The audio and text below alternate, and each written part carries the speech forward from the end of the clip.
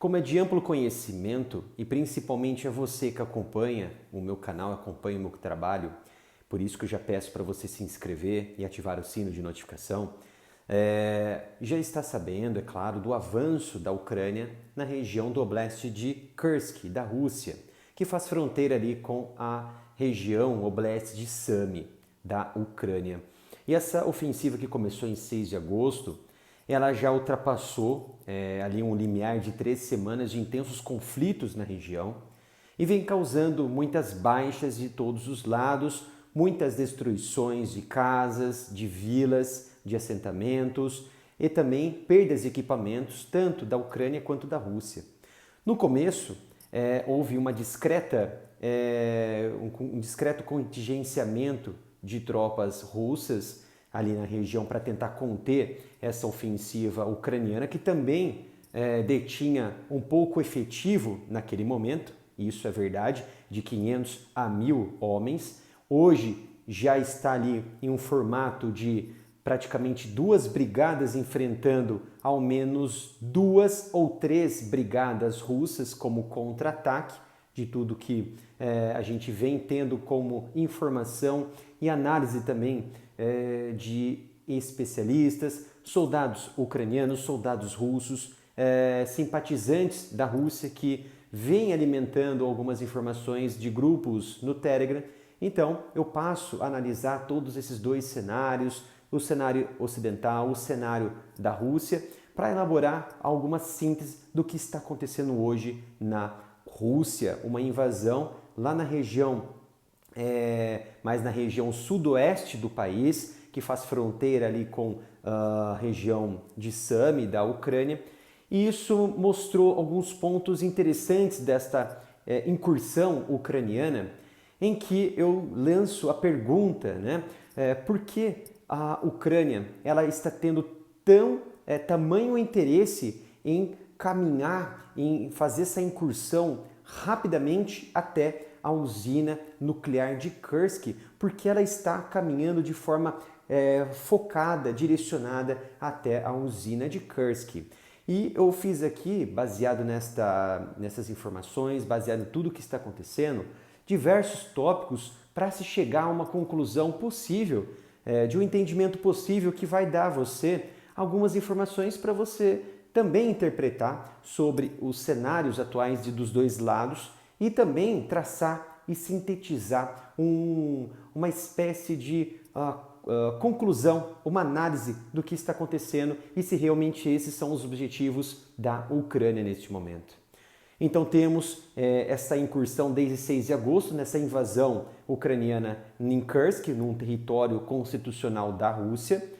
Isso trouxe muitas dores de cabeça para um Vladimir Putin que sempre tem em seu histórico uma questão de estabilidade no poder para resolver as situações mais urgentes, emergentes do país. No entanto, quando tudo isso aconteceu, os russos foram pegos de surpresa, inclusive o próprio Putin.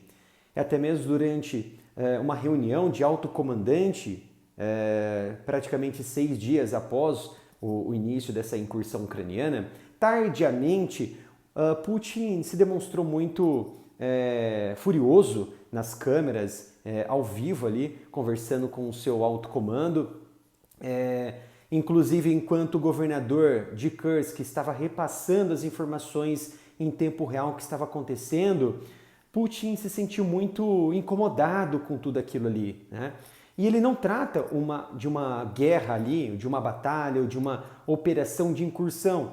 Putin trata essa incursão ucraniana como alguma relação como provocação, como um desastre, algo que não remete a uma batalha, mas sim um atrevimento da Ucrânia dentro do território dele, entende? É como se um gato tivesse pulado no seu vizinho, né? Ou o gato tivesse pulado no seu território, no seu quintal. Então ele está tratando a situação um pouco assim de forma não causar muito alarde, para não perder a popularidade ou não perder a simpatia dos seus oligarcas. Está um pouco muito estranho. Não foi à toa que ele decretou estado de emergência para tentar centralizar algumas brigadas especializadas, principalmente a FSB, que é uma força especializada, para tentar conter essa incursão ucraniana na região. Então, analisando, puxando alguns tópicos em relação a isso, eu já trouxe a primeira questão sobre essa demora dessa resposta russa para toda essa situação. Após 6 dias, Putin decretou um estado de alerta, um estado de emergência em Kursk e assim concentrou, transferiu suas tropas, melhorou a resistência e como processo posterior a isso, né, ele concentrou um número de tropas muito importantes na região e assim começou a construir obstáculos para essa incursão, para conter essa resposta ucraniana neste momento. Mas o mais interessante é que a Ucrânia, ela não está focando em uma direção só. Ela está fazendo 4 eixos de incursão. O eixo norte, um eixo mais ao leste, um eixo mais ou menos sudeste e um outro eixo na região noroeste. Ou seja, ela traçou 4, vamos dizer assim, direções para ramificar e tentar cercar aos poucos alguns pontos importantes, pontos logísticos do exército russo, para enfraquecer uma resposta de resistência. Então foi muito bem interessante essa estratégia de guerra usada pela Ucrânia, que estudou muito esse mapa e, é claro, o comandante das Forças Armadas, que é Syrskyi, o general Syrskyi, ele é um grande estrategista e um grande general em que ele é reconhecido pelos seus estudos de mapas, seus estudos geográficos para traçar muitas estratégias e objetivos de guerra. Inclusive, ele foi um dos responsáveis por realizar a contraofensiva em Kharkiv e retirar todas as tropas russas do oblast ucraniano de Kharkiv em 2022, naquela contraofensiva importante da Ucrânia, tá? Então temos esses 4 eixos e posteriormente ocorreu a tentativa de abertura de novas frentes de batalha que deu certo até o momento em Belgorod, mas não está dando muito certo em Briansk, na região mais ali ao sul, muito próximo da fronteira com a Bielorrússia. Então, ao mesmo tempo que acontece aquela incursão em Kursk, já está acontecendo uma bifurcação de uma entrada mais na região sudoeste do Oblast de Belgorod, com uma infantaria muito pesada, uma infantaria mecanizada adentrando nos espaços do território russo, ali mais a porção ao lado de Kursk e também na região de Briansk. Porém, segundo o que temos aí de informação, a Rússia ela conseguiu reduzir esse avanço ucraniano, retirou, afastou, expulsou essas tropas para a fronteira ucraniana e até o momento não temos notícias sobre um avanço considerável na região. Então não posso colocar aqui que a Ucrânia ou permaneceu ou está novamente tentando adentrar. Não tenho essa informação. O que eu tenho de informação, que inclusive foi confirmado inclusive por tropas ucranianas, é que a Rússia conseguiu repelir esse avanço, tá? Com essa estratégia de 4 eixos, mais a tentativa de abertura de novas frentes,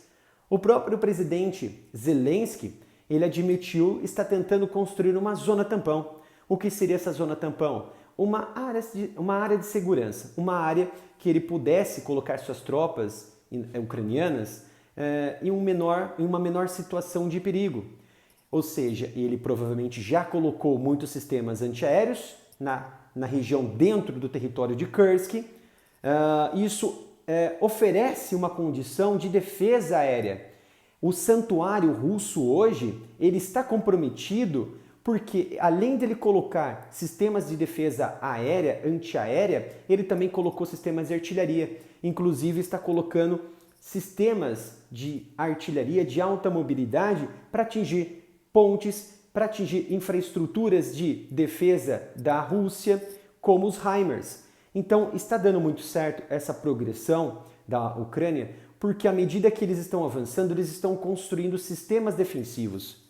E se você constrói sistemas defensivos, você defende toda essa área de infantaria com uma base de proteção, tanto de artilharia quanto de sistemas antiaéreos, onde o sistema antiaéreo protege de ataques aéreos e o sistema de artilharia protege contra o lançamento de um ataque terrestre contra as tropas terrestres ucranianas em progressão.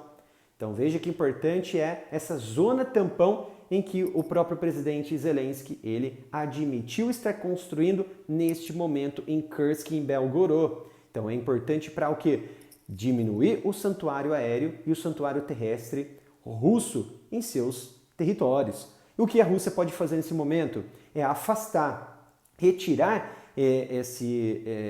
esses ativos aéreos da região e tentar lançar um pouco mais distante dessa área de proteção estabelecida pela Rússia e a tentar atingir alguns pontos com bomba de alta precisão, bombas guiadas de alta precisão com kits e planeios, porque elas são difíceis de serem interceptadas por sistemas antiaéreos. Ou seja, ela é lançada e ela é difícil de ser interceptada por ser menor, por ser pequena e consegue deslizar facilmente no ar até atingir os seus alvos. Tá? Então essa é uma das hipóteses que a Rússia pode estar utilizando como solução para esse primeiro problema.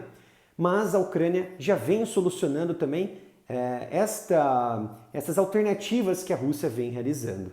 E então eu tracei aqui em que esse tabuleiro de guerra, esse tabuleiro de incursão ucraniana e essa defesa da Rússia, para mim se parece mais com um tabuleiro de xadrez, onde a Ucrânia, não que ela vai defender uma rainha, mas ela vai tentar buscar uma peça que é uma peça rainha, que é a principal peça ali desse tabuleiro, onde a Rússia, lá no início da guerra em 2022, ela conseguiu envolver a rainha que pertencia até então à Ucrânia e hoje ela trabalha com essa peça vital para a sua defesa na porção sul da Ucrânia. E quem é essa rainha? Ou melhor, quem são essas rainhas do tabuleiro da Ucrânia e da Rússia? Hoje, a rainha da Rússia são duas. É a usina nuclear de Zaporizhia e a usina nuclear de Kursk. Ambas estão, neste momento, nas mãos da Rússia.